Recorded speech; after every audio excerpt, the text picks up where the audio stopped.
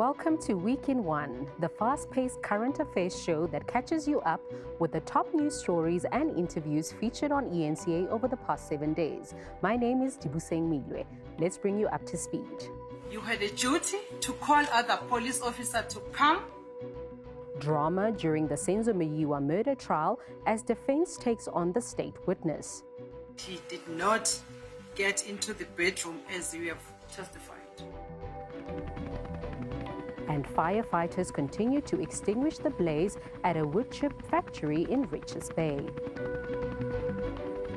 Yet another suspect in the Senzo Maya murder trial has dismissed state witness Sizwe Zungu's testimony.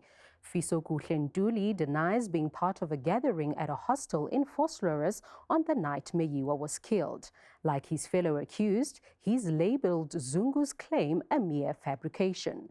The defense grilled the constable on why he withheld crucial information to police on what he saw that night. eNCA's Mangoba Mkunu has more. As a police officer in the South African Police Services, you see exchange of firearms. In the hostel room, you do nothing. I did do something, and which is why we are here in court today. That's how Zungu's cross-examination resumed, with a tough question on why he failed to act as a policeman when he saw the accused carrying firearms on the night of the shooting. As a police officer, you had a legal duty to arrest those people who were exchanging guns.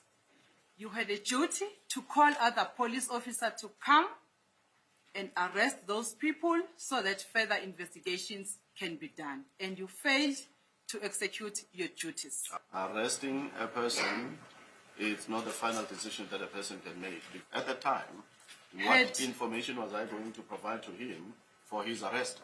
In his evidence in chief, Zungu placed all the 5 suspects at the hostel in Vosloorus on the day Senzo Maya was killed. But the accused have refuted his version of events. Accused number 5 will tell this court that on the 26th of October, he never went to the Soto hostel in Vosloorus, and he did not get into the bedroom as we have testified. He's lying. And will further tell this court that he was not in Vosloorus hostel with you. He does not know you. He was in Johannesburg where he was working on the 26th of October 2014. They insist Zungu is not being truthful to the court.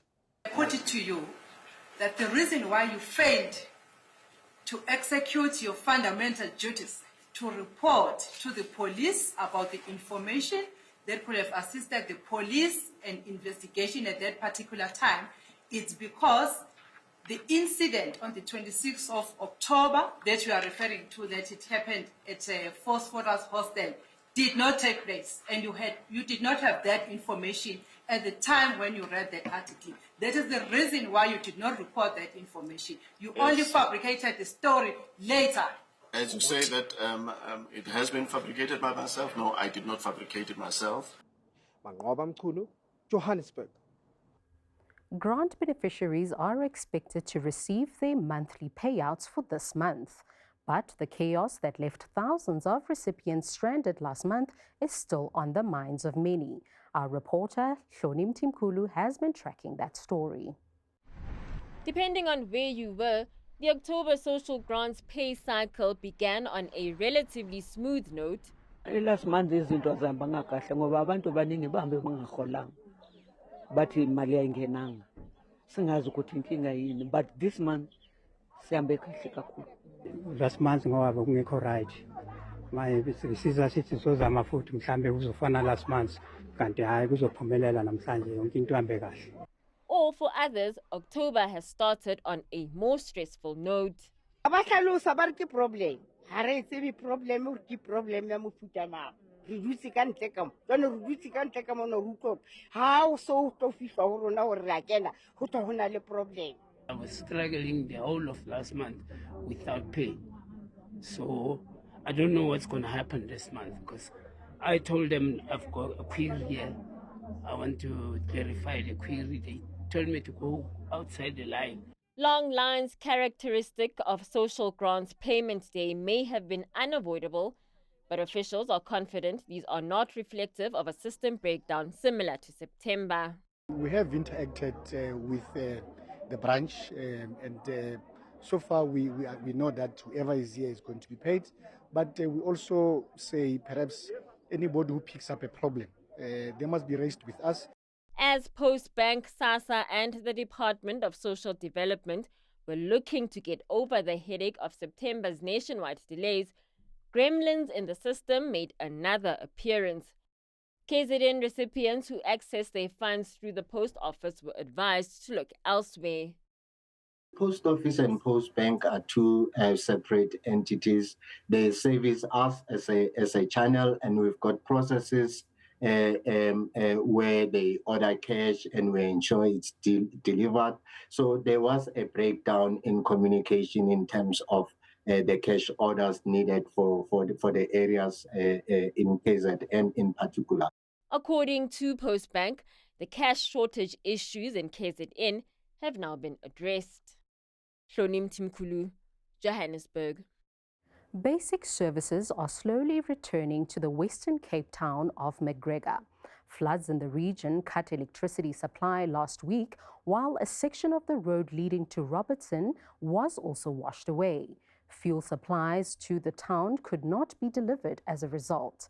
eNCA reporter Kevin Brandt reports. Towns in the Langeberg municipality in the Western Cape were cut off after floods washed away a section of the road connecting McGregor and Robertson. From the Langeberg municipality side, all the different departments, which include engineering, they are busy trying to restore all the services like electricity. Also, the civil department is busy to ensure that people have access to drinking water. Residents whose homes have been flooded are still cleaning up after the devastation. I called the two sons, say, where the hell are you? Here's the water coming.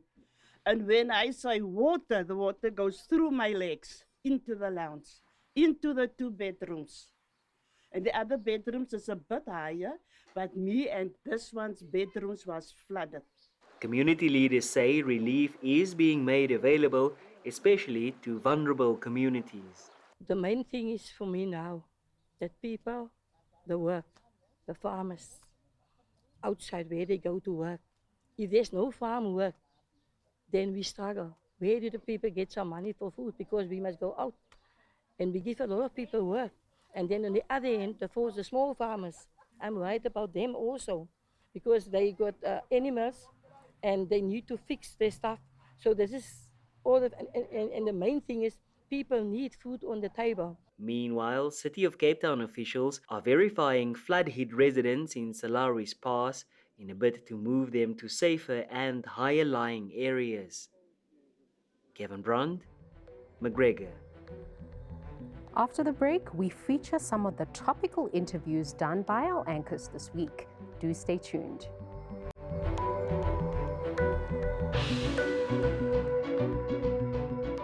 Welcome back to Week in One. My name is Dibuseng Meloe. Now, Postbank has asked social grant beneficiaries in KwaZulu-Natal to collect their monies at ATMs and retail stores. The post office says some outlets may not have enough cash on hand. eNCA's Masego Rahlaga had this rigorous interview with Postbank spokesperson Bongani Diako. Hence, we've gone out with the public announcement that beneficiaries should rather go to the ATMs and the retailers because there's cash certainty there. However, as we had started a parallel process of fast-tracking the cash into those affected branches, information that we are picking up now is that some of the branches have already started receiving cash drops. That is the status at this point. Why did you only realize this yesterday at the nick of time? Post office and post bank are two separate entities. They service us as a channel, and we've got processes where they order cash and we ensure it's delivered. So there was a breakdown in communication in terms of the cash orders needed for the areas in KZN in particular. However, the payments nationwide are proceeding as expected. Things are normal. We're processing 100% at the retailers and the ATMs throughout the country, except for this pocketed incident that only affects one of our regions. And you would understand why South Africans, especially the beneficiaries, would not necessarily use the word that you used, which is normal, because of what happened, at least in September. Last month, we were migrating systems, which we have done successfully, albeit we experienced a glitch that impacted a pocket of our beneficiaries. That has since been stable, and that the payments are proceeding stable throughout the country amongst all our channels is testimony that we have moved quite drastically from last month's situation. Now, CCSL is driving the move towards hydrogen as an alternative fuel. The oil and gas company aims to supply the transport sector with green hydrogen by next year, while also decarbonizing the mining sector. eNCA anchor Gareth Edwards spoke to CCSL CEO Fleetwood Grobler. It's a good place as far as a POC is concerned. From a business perspective, I'm curious, Fleetwood, so this makes complete sense to me for Toyota because they're going to be selling hydrogen vehicles, air products, obviously that makes sense why they would be involved.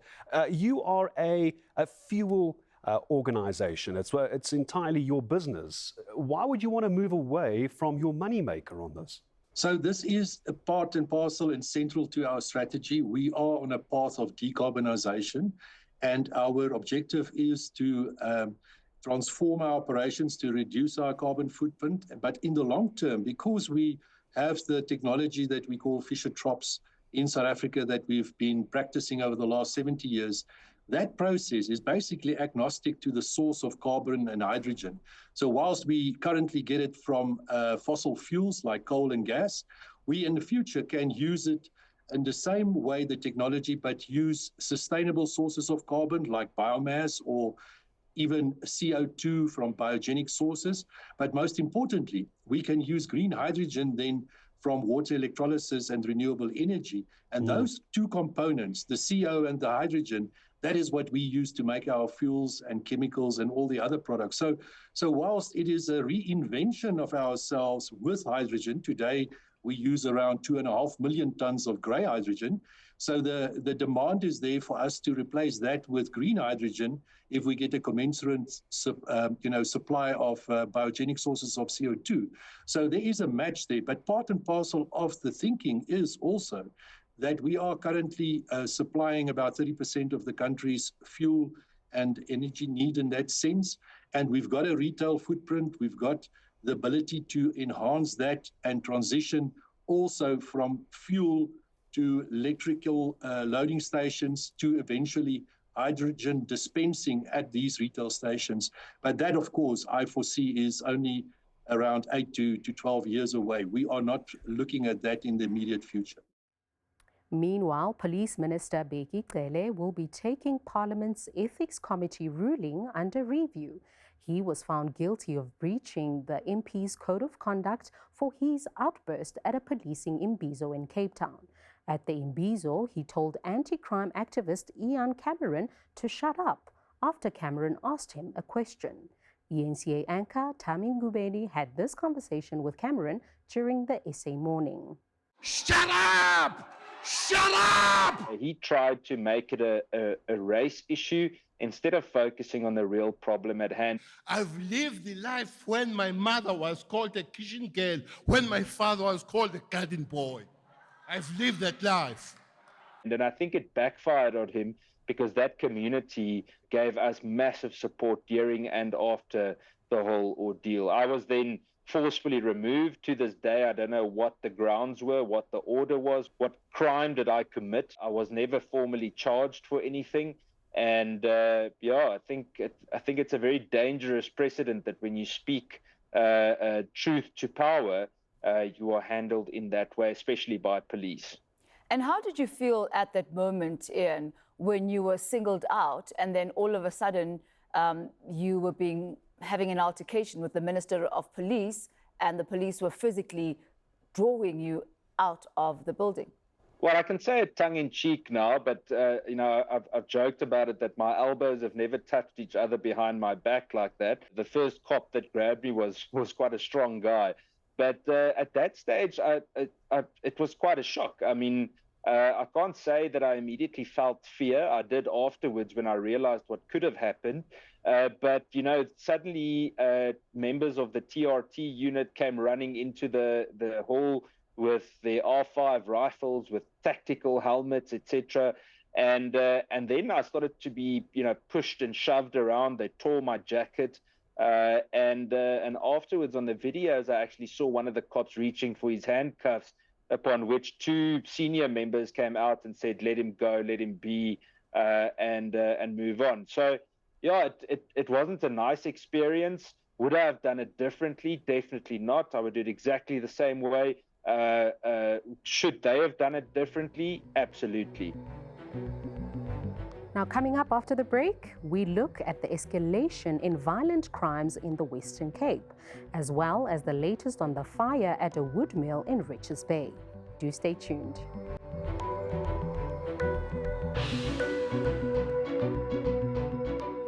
Welcome back to Weekend One. My name is Dibuseng Meloe. Now, violent crimes in the Western Cape is taking center stage. This after 130 people were murdered during the last week of September. Gang violence, robberies, and extortion also continue unabated despite police making arrests. The latest gang-related incidents has left the community in Beacon Valley in Mitchell's Plain traumatized after a decapitated body of a man was found on the street. Aisha Ismail reports. We can confirm that for this particular year, the week of 24 September up until the end of September has been the bloodiest week that we have seen in our province, where it amounted to 130 homicides.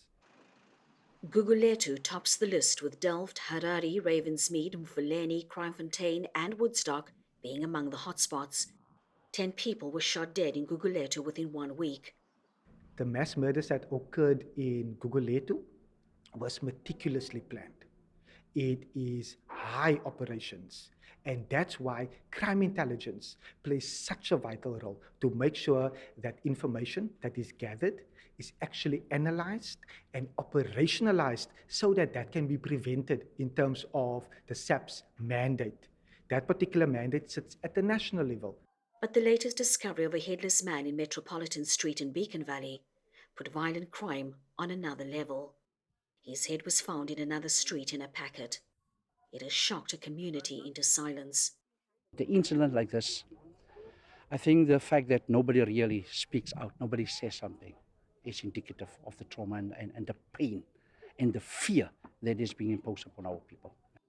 He says gang violence has been prevalent in Beacon Valley for a while. What we experience in Beacon Valley, and I need to be saying this, there's a part taking over, gang takeover in this particular community. And I believe what we're having here is a very strong message that has been given by an opposing gang towards another, is saying, there's no bars hold. There's no limitation as to the extent that they can do to imposing their dominance upon the other. And I think that is a very, very clear sign.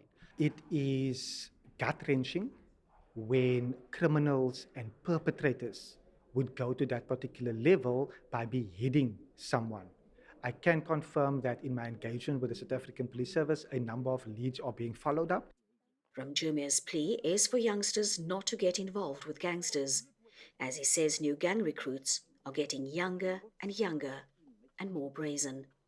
Aisha Ismail, Cape Town.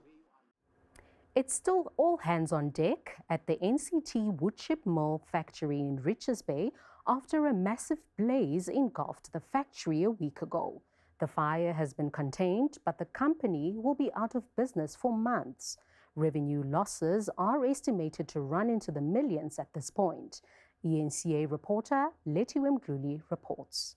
The fire at the NCT woodchip mill in Richards Bay is still burning.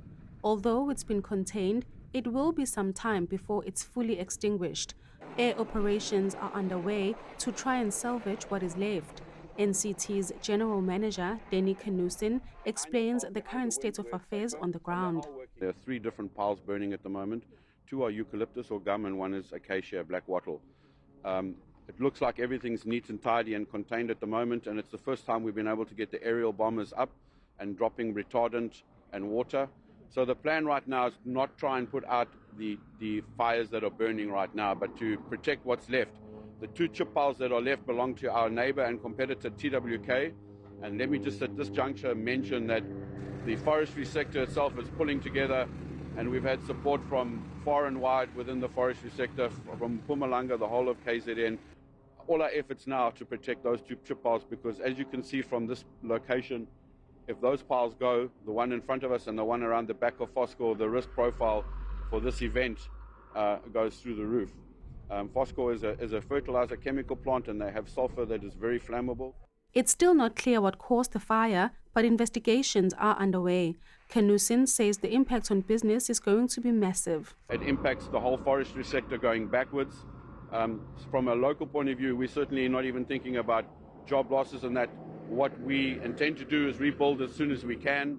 We must think of the greater communities, the forestry, the small growers, and that they have no outlet for their timber now. They have no market. So the greater Zululand area is going to cry and feel the pain for a while from a forestry sector point of view, because they don't have a market to take their timber to. So we're mindful of that, and our commercial teams are looking for alternative markets where we can move timber to try and compensate for that. From a loss point of view, it's a multi-billion rand loss what you see there. The John Ross Highway is close to the public while aerial operations take place. During a walkabout inside the factory with the municipality, tons of damaged machinery could be seen alongside the burning stockpile.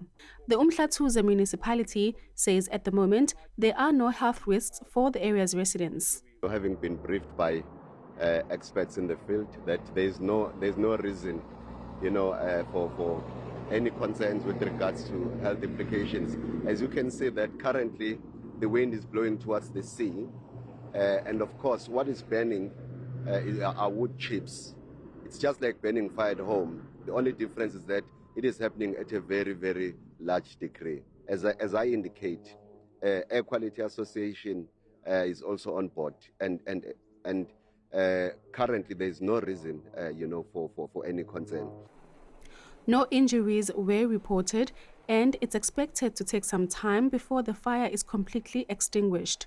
Letiwe Mdluli, Richards Bay. There may be a light silver lining on the horizon for Hammarskraal resident. Tshwane Mayor Silius Brink has signed a deal with a Danish city. Through the partnership, Tshwane is expected to gain expertise in wastewater management to help deal with the troubled Rooiwal water treatment facility. eNCA's Hlonim Tumkulu has the story. While South Africa is considered a water-scarce country, it seems some areas struggle more than others. In Hammarskraal, periods of dry taps are the norm.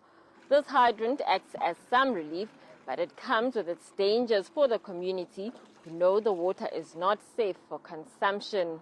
Every day, number one,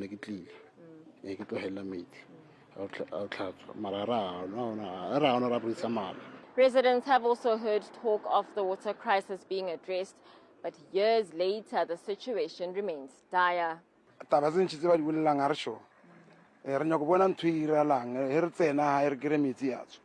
Hopeless, sister. Next. Ke khale ntse re le mo stating se one how change se re krapolelo mara ha yona actually. The community will have to wait a little bit longer for a solution to their woes. The collaboration with the Danish city of Aarhus should help address some of the water challenges emanating from the Rooiwal wastewater treatment plant. But this will be over years. One must be very careful to say this is going to solve all problems. This is certainly what you want to do. These are the kind of partners that you want to have if you're serious about getting the expertise and getting the advice on how to source some of the capital that's required to upgrade Rooiwal wastewater treatment plant. So I think it's an important first step. There have also been assurances that the 30 million rand earmarked for this collaboration will not involve a transfer of funding. We have been doing this for some years already, so this is the next phase that has just been signed. And then, as you said, there are money attached to it. The money is not being transferred, as the mayors have been telling, but it's the money is financing exchange, workshops, study tours, reports, and all this technical capacity building and exchange. Some residents of Hammanskraal say they will wait and see. Hlonim Timkulu, Pretoria. And that's where we leave it for this week's edition of Week in One. From myself and the rest of the team, have a great weekend.